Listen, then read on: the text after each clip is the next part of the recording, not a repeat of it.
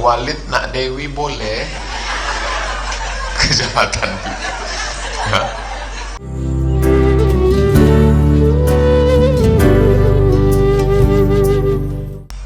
Fala rafatha wala jidala fil hajj. 3. Rafatha, fusuqa, jidala. Pertama, rafath, kejahatan seksual.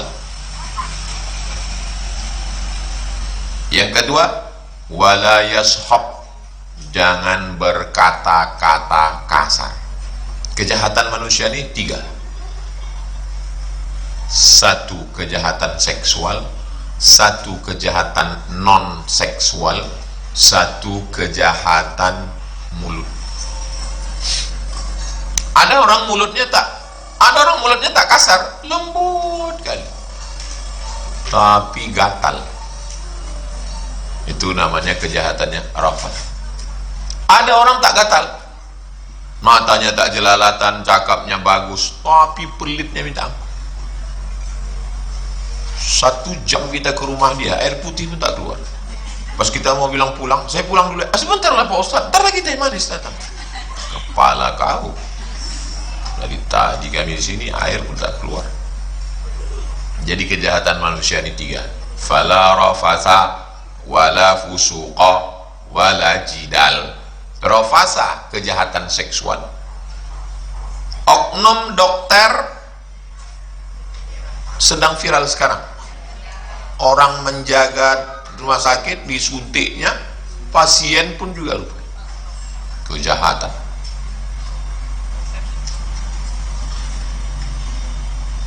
Walid nak Dewi boleh, kejahatan. Kejahatan apa itu namanya? Kejahatan seksual. Banyak yang tersinggung dengan sinetron ini. Saya di WA orang, Ustaz tersinggung tak dengan sinetron ini? Saya bilang saya tak singgung. Kenapa? Karena saya tak pernah bersalaman dengan santri sekali. Tak pernah. Tanya santri, tak pernah bersalaman. Dan tidak pernah duduk-duduk sama santri berdekat-dekat. Saya tak pernah WA dengan jamaah. Kalau ada yang bertanya, melalui Ustazah Fatimah. Jadi yang tersinggung berarti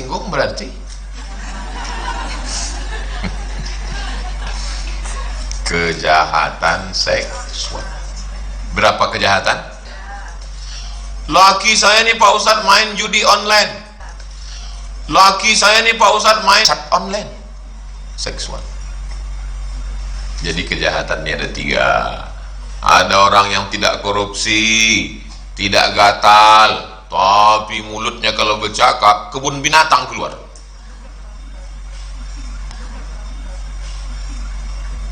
Guguk, anjing gila, anjing herder, anjing pit, hot panas, dog anjing, hot dog anjing kepanasan, keluar semua. Jadi orang kalau sudah puasa 3-3, dia tidak jahat seksual, dia tidak jahat non seksual, judi, riba, zina, dia tidak jahat mulut, kasar, caci maki, ribah, namimah, adu domba, sumpah serapah. 3-3 ini terjaga kalau sedang puasa. Sudah selesai puasa. Fa in sabahu ahadun, kalau ada yang mencaci makinya, mengajaknya berkelahi, au qatalahu, atau ngajaknya kelahi, perang bertempur, falyaqul, maka hendaklah dia mengatakan, inni shaim, aku sedang puasa. Inni shaim, aku sedang. Kau berani parkir mobil kau di depan rumah saya, berani kau melawan saya? Inni shaim, inni shaim. Kau sok cantik kali, putih, skincare kau pun kredit belum lunas, muka kau putih, leher hitam. Inni shaim, inni shaim. Itulah orang puasa. Apapun kata orang, inni shaim, inni shaim. Tapi kalau parah-parah kali, ini shaim, ini shaim. Awas kau habis buka nanti ku lemparkan mangkok nih ke muncul kau. Hah? Ini shaim, ini shaim. walladzi nafsu Muhammadin biyadihi, demi diri Muhammad sallallahu alaihi wasallam dalam kuasa Allah. Kalau ada bunyi kalimat begini, ini namanya sumpah qasam.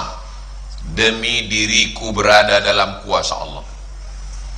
La khalufu famis shaim, mulut orang yang puasa, bau mulut orang puasa, atyabu indallah, lebih baik di sisi Allah. Orang kan kalau puasa tak masuk air, tak masuk makan, tak masuk minum, kan bau mulut. Kecarian pula tuh, bau siapa nih? Tak tahu di mulut dia. Dicarinya pula, bau siapa? Mulut kau lah bau. Tapi bukan berarti karena hadis mengatakan mulut orang puasa bau wangi di sisi Allah, bukan berarti tak gosok gigi. Makanya sebelum sirine imsak tetap gosok gigi. Hanya makan sambal belacan, ikan masin, kangkung, kerupuk jariang. Ditanya, wang tak gosok gigi? Semakin bau, semakin harum di sisi Allah. Itu ajaran sesat. Nabi sebelum sholat gosok gigi. Laula an asyqa ala ummati, kalau tidak memberatkan bagi umatku, la amartuhum bisiwak, aku suruh mereka bersiwak inda kulli sholat, sebelum sholat gosok gigi. Kalau begitu gosok gigi sehari berapa kali? Subuh, zuhur, asar, maghrib, isya, qobliyah, ba'diyah. Luruskan shop.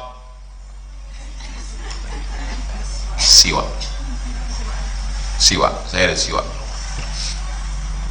Coba tulis di YouTube bahaya gosok gigi pakai alat sikat gigi kita ini, apa namanya, atom.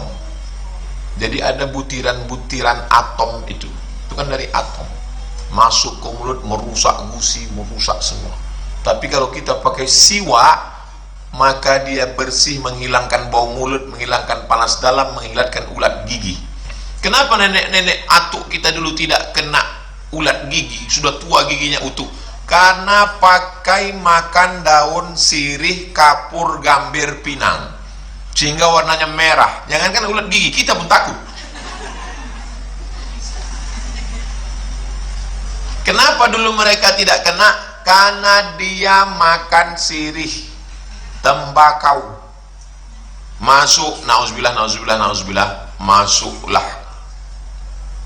semut ke dalam telinga. Cuma cara mengeluarkan? Nauzubillah. Ambil tembakau, kasih air, teteskan ke dalam, keluar. Semut takut, kuman takut, tapi laki ibu tak takut sama tembakau. Berasap dia. Semut pun heran. Aku sama laki ibu tuh angkat tangan aku itu semua. Kami aja pingsan kami dalam. Emang Ustaz tak pernah merokok? Saya dulu merokok. Sampai di Mesir rokok mahal, tak cukup beasiswa, berhenti.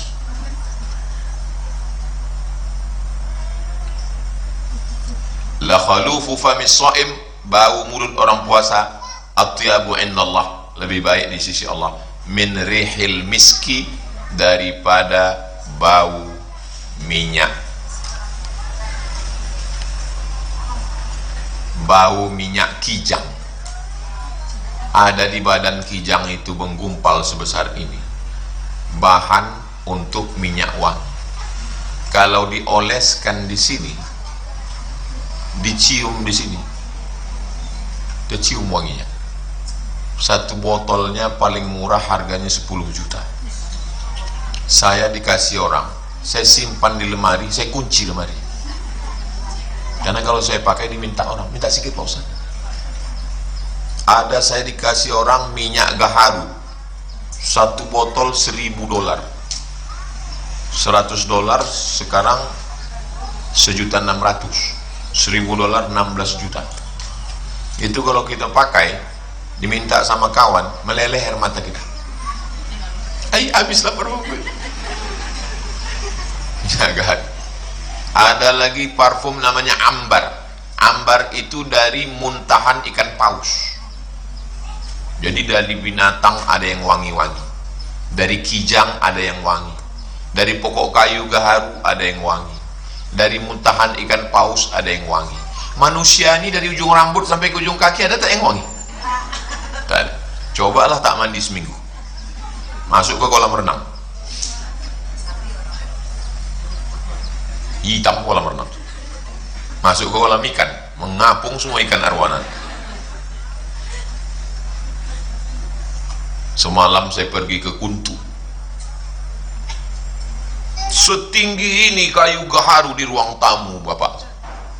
Padahal kayu gaharu satu onnya saja $100. Ini setinggi itu di rumah. Saya tengok, dari mana kayu gaharu ini Pak Ustaz? Dari dalam hutan. Pergi kita ke dalam hutan Riau sana, ditebang dia. Di dalamnya itulah ada intisari pati warna hitam, dicincang, dipotong, buang kulitnya. Itulah kayu gaharu yang paling mahal kualitas. Saya ada dikasih orang segini panjangnya, ada di rumah tinggi. Ibu kalau mau nengok, saya gembok ke lemarinya. Pergilah naik ke atas rumah tinggi, ada segini panjang. Tanya santi-santi. Semalam saya dikasih dari Kuntu semeter panjang. Ada saya simpan. Tanya sama Ustazah Fatimah. Sebentar lagi saya masukkan ke lemari. Mau saya gembok, kuncinya saya buang.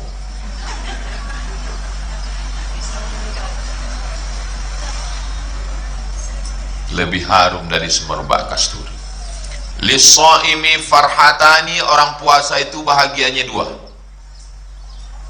Yafrahuhuma, dua bahagia orang puasa. Yang pertama, idza aftara faraha bi fitrihi, waktu berbuka, oh senangnya.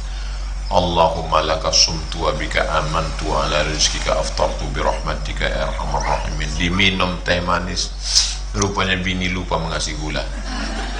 Dimakan sayur, garamnya pula berlebih. Diminum cendol, santan basi. Makanya hati-hati. Yang kedua, apalagi buat dia senang, wa idza laqiya rabbahu, ketika berjumpa nanti dengan Allah, di situ dia lebih bahagia lagi. Fariha bi shaumi, senang. Kenapa dia senang waktu jumpa sama Allah? Karena Allah membalas dia dengan balasan yang kejutan, surprise. Mala a'yunun ra'at, belum pernah ditengok mata. Wala udhunun sami'at, belum pernah didengar telinga.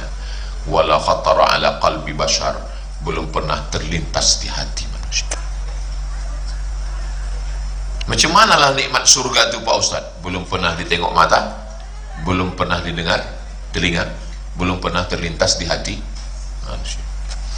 Ustaz, ya, nanti kalau saya masuk surga, jumpa lagi saya masa laki saya Pak Ustaz. Jumpa saya. Lama ibu itu teman. Sedang di dunia aja aku udah tak tahan Pak Ustaz. Suami ibu yang nakal, yang jahat, yang cakapnya kasar, nanti dia menjadi orang baik di surga insya Allah. Sudah dicuci di neraka jahanam. Kalau dia peminum khamar, pezina, makan riba, taubat nasuha dia, diterima Allah taubatnya, mati dia dalam keadaan husnul khatimah. Hari Jumat lakiku itu mati Pak Ustaz, alhamdulillah, tanda husnul khatimah. Kok bisa dia mati hari Jumat Bu? Dia memang udah lama sakit di ruang ICU, pas hari Jumat tuh ku cabutkan.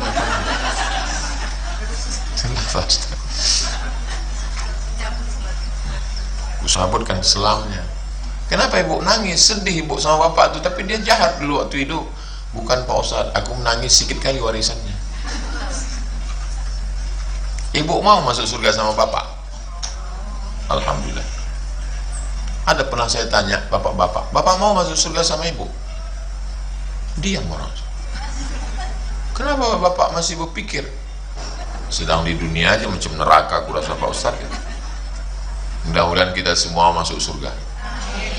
Almar'u ma'aman ahab, orang akan masuk surga dengan siapa yang dia cintai.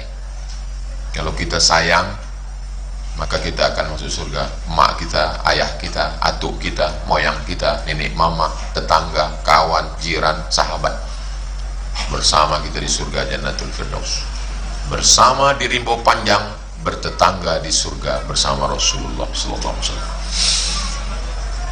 Hadis ini sahih apa tak sahih? muttafaqun alaih. Hadis ini ada dalam Sahih Bukhari dan ada dalam Sahih Muslim. Tapi saya tengok di Sahih Muslim nggak sama walafaznya Pak Ustaz. Walafzu lil Bukhari. Lafaz yang ini, teks yang ini diambil dari Sahih Bukhari. Di Sahih Muslim ada, tapi lafaznya tak macam ini. Oke, kita lanjutkan 4. Wa'an Mu'az bin Jabal, dari sahabat Nabi namanya Mu'az bin Jabal radhiyallahu an, Allah meridhoinya. Nabi SAW bersabda, apa kata Nabi? Ala adulluka ala abwabil khair, maukah aku tunjukkan engkau pintu kebaikan? Mau kau kutunjukkan pintu kebaikan Muaz? Bukan pintu, kalau pintu babun, abwab, pintu. Mau kau kutunjukkan pintu kebaikan? Qultu, kata Muaz, bala ya Rasulullah, ya aku mau ya Rasulullah. Apa itu pintu kebaikan? Kata Nabi, as-sawmu junnah, puasa. Siapa yang mau pintu kebaikan? Puasa. Kok puasa itu disebut pintu kebaikan? Dengan puasa mulut diam, dengan puasa mata diam, tidurlah, mata menunduk. Dengan puasa tangan tidak menyakiti.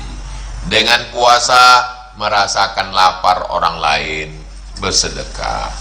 Dengan puasa malamnya tarawih, witir, tahajud. Dengan puasa bangun sahur, beristighfar. Dengan puasa rajin beriktikaf di masjid.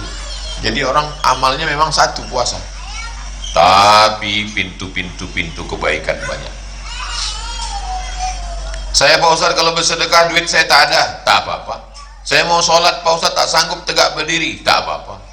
Saya Pak Ustaz tak sanggup untuk baca Quran, mata saya rabun. Ada satu amal, tidak keluar duit, tidak keluar tenaga, tidak keluar darah, tidak keluar keringat. Nama ibadahnya puasa. Kalau jihad keluar darah, kalau sedekah keluar duit, kalau tawaf keluar tenaga. Tak keluar darah, tak keluar duit, tak keluar tenaga. Nama ibadahnya puasa. Tahan makan, tahan minum, tahan cakap.